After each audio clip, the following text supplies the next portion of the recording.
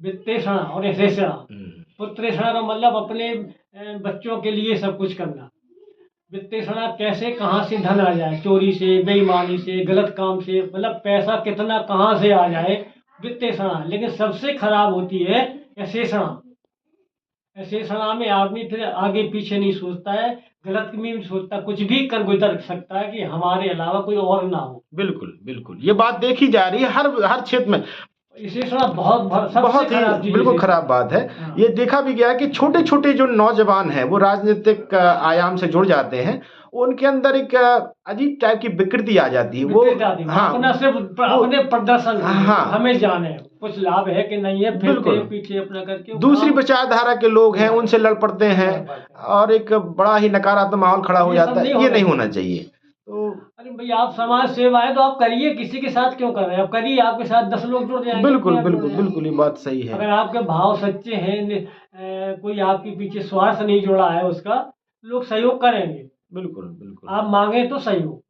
ये बात बिल्कुल सही है। आप सहयोग तभी मान सकते हैं जब आपका मन भी सच्चा हो, क्योंकि जब तक- मांगने के लिए बहुत साहस लगता है। ये बिल्कुल लगता बात है है। मैंने देखा है कि अगर मैं अभी राम मंदिर के लिए तो था ही, हाँ। और जो अभी स्वामी जी के विश्वविद्यालय के लिए हम ओडेरा में प्रयत्न कर रहे हैं, आपके आशीर्वाद से ये चीज पढ़ रही है आगे। तो भाई हम तो चाहते हैं कैसे भी बने, लेकिन हमारा अपना आयाम भी प्रयास कर रहा है। तो ये देखा कि अगर किसी से कहा जाए कि जो है आप सहयोग मांगे, तो उस सहयोग मांगने में एक्चुअली आदमी का सारा जीवन का सिस्टम हिलता है।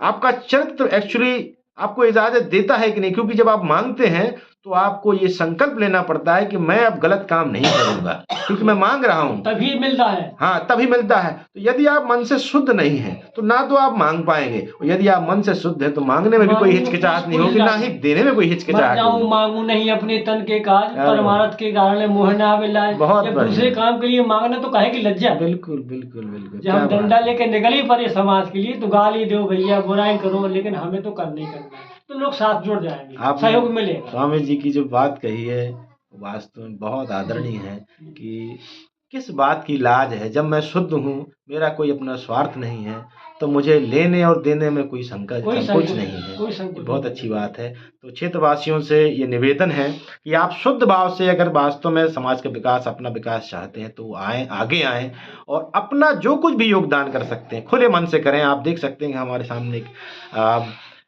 जीवंत मूर्ति है जिन्होंने अकेले ही कुछ बहुत अपना मजगुहा में ये काम करवाया है, और कचीर घाट का, और एक ऐतिहासिक काम हो रहा है। इस विषय में आप जानें, जिससे आपके अंदर ऊर्जा बढ़ेगी। आप समझ सकते हैं कि कहते हैं ना, हम अकेले क्या कर सकते हैं, तो आपको पता चलेगा कि अकेले बहुत कुछ होता है इस संसार में। वैसे देखा जाए ध्यान से तो किसी आर्मी ने कुछ खास नहीं किया है, क्योंकि उस आर्मी में का नेतृत्व कोई एक लीडर करता है। यदि वो लीडर ना हो तो आर्मी का कोई मतलब नहीं है। तो जितने भी बड़े काम हुए किसी विचार से हुआ, विचार अकेला ही होता है, लेकिन जब उसको धीरे धीरे हम आगे बढ़ाते हैं तो समर्थन मिलना शुरू होता है। तो अकेला ही व्यक्ति जो है प्रयास शुरू करता है। तो आप अपने आप को अकेला न समझें, आप आपके विचार के साथ अकेले कहाँ रह जाते हैं। नहीं, कोई हम अकेले कहाँ मारे, तो ये कि हमारे साथ बहुत लोग हैं। बिल्कुल, आप जैसे लोग हमारे साथ बहुत लोग हैं।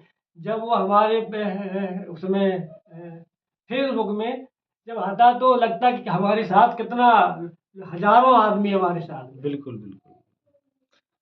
तो ऐसा कुछ नहीं, अगर आप समाज के लिए कर रहे हैं, समाज आपके साथ हो। जब आप मांगेंगे समाज आपके साथ रहेगा, खड़ा होगा। बस शर्ते आपका दिल और आपके कोई स्वार्थ परक नहीं हो, बिल्कुल निष्काम भाव से अगर आप काम कर रहे हैं तो सहयोग मिलेगा, ईश्वर भी मदद करेगा। मैं ये मानता हूँ आचार्य जी कि जब स्वामी जी ने उस समय जब लोगों के पास पैसे ही नहीं होते थे, सही, बिल्कुल बिल्कुल सर, सामान खरीदने जाते थे तो अनाज बेचा करते थे। बिल्कुल। तो एक्चुअली रुपया जैसी चीज नहीं हुआ करती। उस समय भी लोगों ने हजारों रुपया उनको दान दिया भाई। तो उनका सब कुछ दान से बना उस समय। आज मैं समझता हूँ कि हमारे पास घर, मकान, गाड़ी, घोड़ा, बुद्धि, मोबाइल सब कुछ है, नहीं, हर आदमी के पास है। हाँ, तो मुझे तो नहीं लगता कि दान में कोई दिक्कत आ सकती। केवल कमी अगर है तो सच्चे दिल से काम करने की, भाव की, निस्वार्थ भाव से काम करने की, शुद्ध चरित्र से कुछ दान मांगने की और उस दान को सही जगह लगाने की कमी है। कोई देने वाले में भी कमी नहीं है, लेने वालों में भी कमी नहीं है,